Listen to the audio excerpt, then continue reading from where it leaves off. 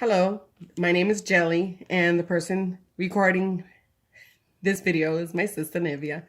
And today we're going to show you how to make the tie for the men's dress shirt postcard from our first video.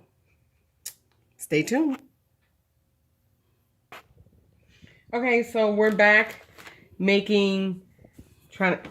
gonna show you how to make the tie. And what I'm using is one of the printed cardstock acid-free papers. And what I did, my sister picked this color, and I'm going to show you what I did. I took this stencil that I made, pre-made. On the website, I'm actually going to post eventually a place where you can get a copy of the stencil where you can just print it out, hopefully. I'll see how to do that. Since I created the stencil. So what I did was I outlined 3 ties, maximizing the paper usage. And then this remnant part here is what I'm going to use to make the back of the tie. So I already pre-cut the one in the middle, the tie in the middle. So I'm just going to finish cutting this, okay?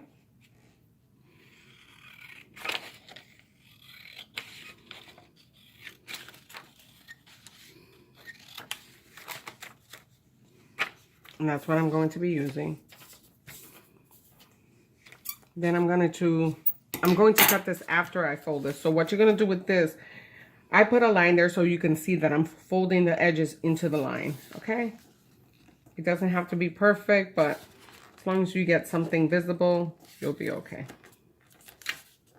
And it's not hard to do. It's not a hard thing to do. Oops, I broke that one, but it's okay. You don't see it, it's in the back. Plus, I only need 1.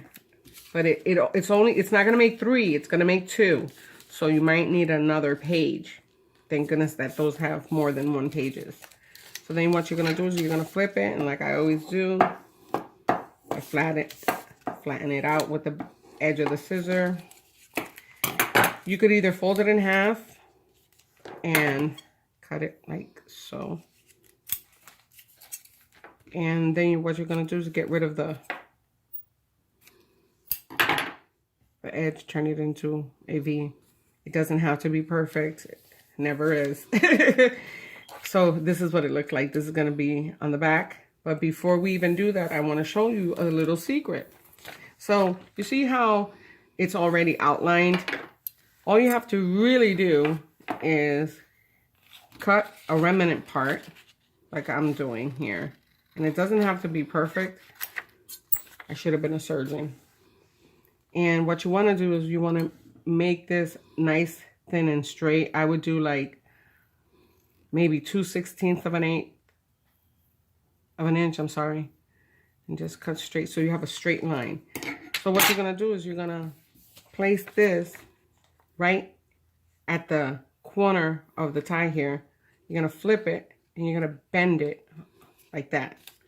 Make sure it's flushed.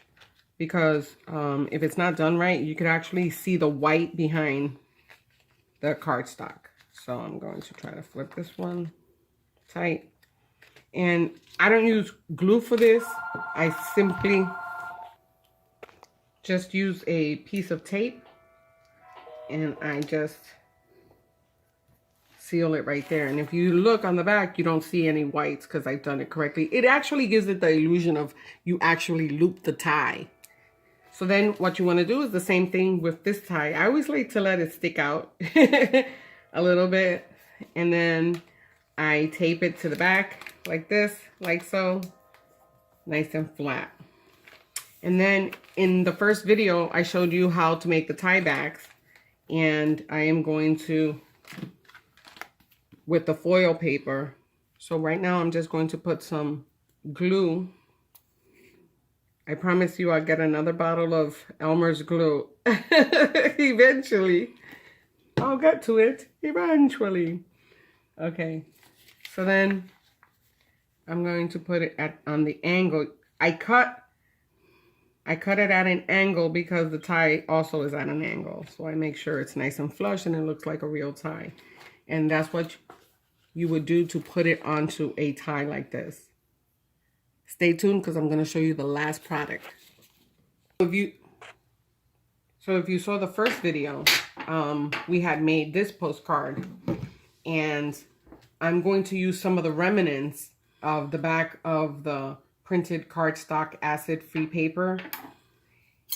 And just note that these papers can be located in any art supply store. So these are remnants that people just throw away, but you can do so much with it. So right now I'm just going to cut a little triangle here, and then I'm going to see if I cut another one. I could just make it maybe I want a thinner one. Okay, so I cut 2. So it doesn't take that much glue. Glue on the back of this one too. And what I'm going to do is I'm going to make a handkerchief. And there you go. So that's what the